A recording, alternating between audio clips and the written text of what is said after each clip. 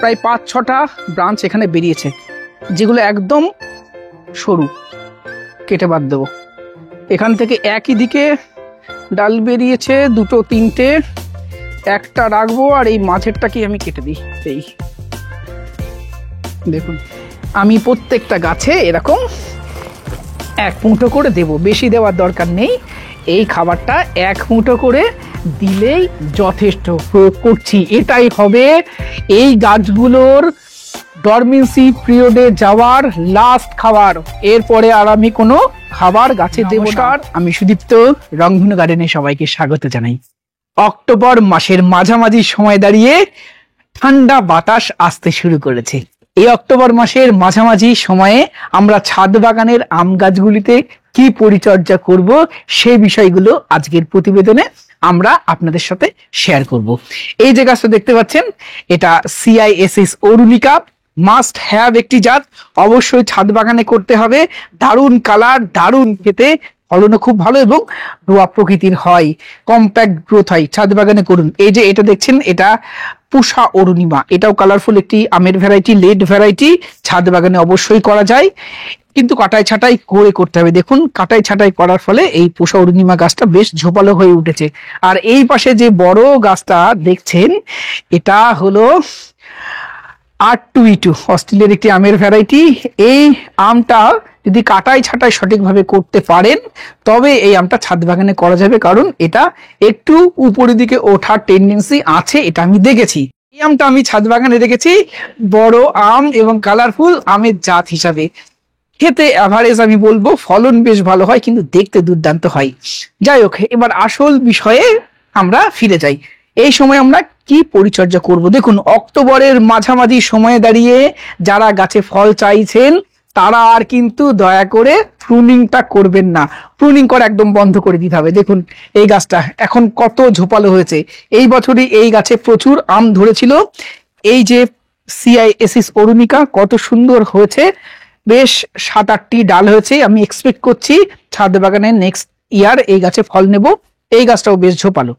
এখন যদি দেখুন আমি এই গাছে এখান থেকে প্রুনিং করি, তাহলে কিন্তু নিউ শুট বার করতে সমস্যা হবে, নিউ শুট নাও বেরোতে পারে, ফলে এটা নেক্সট ইয়ার ফল আসার সম্ভাবনা কমে যাবে।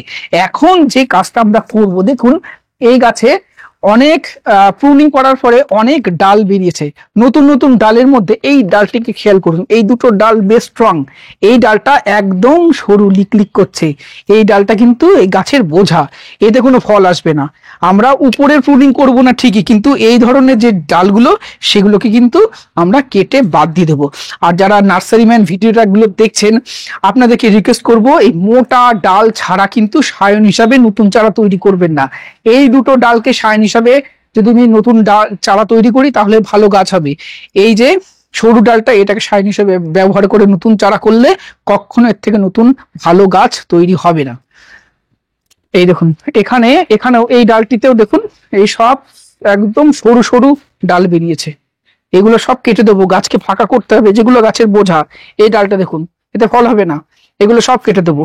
এপাশে এখানে চলছে, এই ডালটা দেখুন কতগুলো, প্রায় ৫-৬টা ব্রাঞ্চ এখানে বেরিয়েছে, যেগুলো একদম সরু, কেটে বাদ দেবো। এখান থেকে একই দিকে ডাল বেরিয়েছে ২-৩টে, একটা রাখবো আর এই মাঝেরটাকে আমি কেটে দিই। এই দেখুন, এই নিচের ডালটাও একদম সরু, আমি 3টে ডাল রাখবো, 2টো কেটে দিলাম। এইভাবে করতে হবে। এই যে গাছটা, এই ডালটা একদম সরু, এগুলো সব কেটে দেবো। এইভাবে প্রুনিং করতে হবে। গাছকে ঝোপালো তো করতেই হবে, কিন্তু খেয়াল রাখতে হবে যেন হাওয়া বাতাস চলাচল করার মতন পজিশনে গাছটা থাকে। এই ব্যাস। কিন্তু ভুল করেও উপরের ডগা কিন্তু কাটবেন না, কাটলে কিন্তু সর্বনাশ। এখন গাছের এখন আর প্রুনিং করার সময় নেই, এখন আর প্রুনিং করা যাবে না। বছর এমনি বৃষ্টি প্রচুর, প্রায় সেপ্টেম্বর মাসে এবছর এমনি বৃষ্টিটা অতিরিক্ত, অক্টোবর মাসের ফার্স্ট উইকেও প্রচুর বৃষ্টিপাত হয়েছে আমাদের পশ্চিমবঙ্গে। সেই জন্য মাটিটাকে ভালো রাখতে হবে, শিকড়টাকে ভালো রাখার জন্য আমরা এই সময় যে কাজটা করব, এটা আপনারা প্রত্যেকবারই করুন। বর্ষার পরবর্তী সময়ে গাছে একটু হিউমিক অ্যাসিড প্রয়োগ করুন।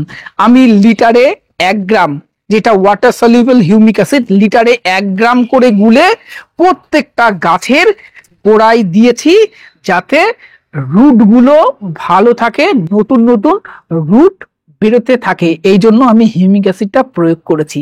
এবার গাছে আমি খাবার প্রয়োগ করব। কি খাবার দেব দেখে নিন। এখানে আমি একটি মিক্সার তৈরি করে রেখেছি, এবং দর্শক বন্ধুরা, এই মিক্সারটা আমি আজকে নয়, আমি প্রায় 3 থেকে 4 মাস আগে এই মিক্সারটা তৈরি করে রেখেছিলাম। যদি আপনি মনে করেন আজকে এই মিক্সার তৈরি করে কালকেই গাছে দেবেন, তাহলে কিন্তু আপনি ভুল করছেন, এটা কখনো করা যাবে না। বলে দিই কিভাবে তৈরি করেছি। আমি এই মিক্সারের মধ্যে 2 ভাগ নিয়েছি ভার্মি কম্পোস্ট, 1 ভাগ হাড়ের গুঁড়ো, 1 ভাগ শিংকুচি। এই 3টে জিনিস ভালোভাবে মিশিয়ে আমি এটাকে ডিকম্পোস্ট করতে দিয়েছি প্রায় 3 থেকে 4 মাস। দর্শক বন্ধুরা, শিংকুচি বা হাড়ের গুঁড়ো কিন্তু গাছের খাবার নয়। শিংকুচি বা হাড়ের গুঁড়ো ডিকম্পোস্ট যখন হবে, তখন হবে গাছের খাবার। এইগুলো ডিকম্পোস্ট হয়ে গেছে, এখন গাছের খাবারে পরিণত হয়েছে, এখন আপনি দিন। আমি প্রত্যেকটা গাছে এরকম 1 মুঠো করে দেব, বেশি দেওয়ার দরকার নেই। এই খাবারটা 1 মুঠো করে দিলেই যথেষ্ট। আর যাদের কাছে এই মিক্সড সারটা তৈরি করা নেই, তারা কি করবেন, কোনো কিছু দরকার নেই, বাজারে ভার্মি কম্পোস্ট অবশ্যই কিনতে পাওয়া যায়, বা একদম পুরনো গোবর সার। আমি আপনাদের বলবো গোবর সার ব্যবহার না করতে, কারণ পুরনো গোবর সার কি নতুন গোবর সার অনেকে বুঝতে পারবেন না। আপনারা ভার্মি কম্পোস্ট বা পাতা পচা সার নিয়ে আসুন, নিয়ে এসে প্রত্যেকটা গাছে 1 মুঠো করে দিন। শিংকুচি, হাড়ের গুঁড়ো, শস্যের গুঁড়ো খোল, এগুলো ডাইরেক্ট মাটিতে প্রয়োগ করবেন না। যাদের কাছে মিক্সার তৈরি করা আছে তারা 1 মুঠো করে দিন, যাদের কাছে নেই তারা শুধুমাত্র ভার্মি কম্পোস্ট 1 মুঠো করে দিন। আর তার সাথে আমি যেটা প্রয়োগ করছি, আমি গাছে সমরেশিওর এনপিকে, ব্যালেন্স এনপিকে প্রত্যেকটা গাছে 1 চামচ করে, এইটুকু করে দিলেই যথেষ্ট, বেশি সার দেওয়ার দরকার নেই। এই ব্যালেন্স এনপিকে গাছে প্রয়োগ করছি, এটাই হবে এই গাছগুলোর ডরমেন্সি পিরিয়ডে যাওয়ার লাস্ট খাবার। এরপরে আর আমি কোনো খাবার গাছে দেব না। বছর তো বর্ষা অতিরিক্ত, এবং অতিরিক্ত বর্ষার কারণে অনেকের ছাদ বাগানে ফাঙ্গাস আক্রমণও প্রচন্ড পরিমাণ হচ্ছে। বিশেষত গাছ অ্যানথ্রাক্সের সমস্যায় অনেকে ভুগছেন। এই পাতার কিনারাগুলো পুড়ে পুড়ে যাচ্ছে, নতুন পাতার কিনারাগুলো সব পুড়ে পুড়ে যাচ্ছে। এর জন্য কিন্তু গাছে ফাঙ্গিসাইড প্রয়োগ করতে হবে। আপনারা কপার অক্সিক্লোরাইড জাতীয় কোনো ফাঙ্গিসাইড গাছে প্রয়োগ করতে পারেন, ব্লাইটক্স ব্যবহার করতে পারেন, অথবা আপনারা অ্যামিস্টার টপ গাছে ব্যবহার করুন। অ্যামিস্টার টপ দিলে লিটারে 1 ml দেবেন, আর যদি ব্লাইটক্স দেন তাহলে লিটারে 2 ml গুলে গাছে স্প্রে করবেন, সকালে স্প্রে করবেন। এইভাবে আপনারা এই সময় অক্টোবর মাসের মাঝামাঝি গাছে পরিচর্যা করুন। আর অবশ্যই ছাদ বাগানে আম গাছ করুন, আম সকলের প্রিয়। তো দর্শক বন্ধুরা, আপনারা এইভাবেই ছাদের আম গাছগুলিকে পরিচর্যা করুন।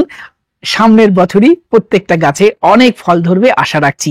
আর একটা কথা শেয়ার করি, কিছুদিন আগে আমার একটি ভিডিওতে একজন দাদা ভাই কমেন্ট করছিল যে লেবুর পরিচর্যার উপরে ভিডিওটা ছিল, এত খাটাখাটনি করে লাভ কি, বাগান থেকে বাজার থেকে তো কিনে খেলেই পারেন। দাদা, নিজের গাছে যখন ফল হবে, সেই ফল পেরে যখন খাবেন না, বা বাগানে যখন যাবেন, যখন দেখবেন গাছে ফল ধরে আছে, তার ভালো লাগাটা অন্য লেভেলের। আপনি হয়তো সেই ভালো লাগাটা এক্সপিরিয়েন্স করেননি, সেই জন্যই আপনি কথাটা বলেছেন। যাই হোক, যারা বাগানি, যারা ফলের গাছ করেন, তারা নিশ্চয়ই সেই ভালো লাগার সাথে পরিচিত, এবং সেই ভালো লাগার থেকেই আমরা ছাদে গাছ করে থাকি। আজকের প্রতিবেদন আমরা এখানে শেষ করছি। ভিডিওটি ভালো লাগলে একটি লাইক করবেন, নতুন হলে চ্যানেলটি সাবস্ক্রাইব করে রংধনু গার্ডেন সঙ্গে থাকবেন। নমস্কার, সবাই খুব ভালো থাকবেন।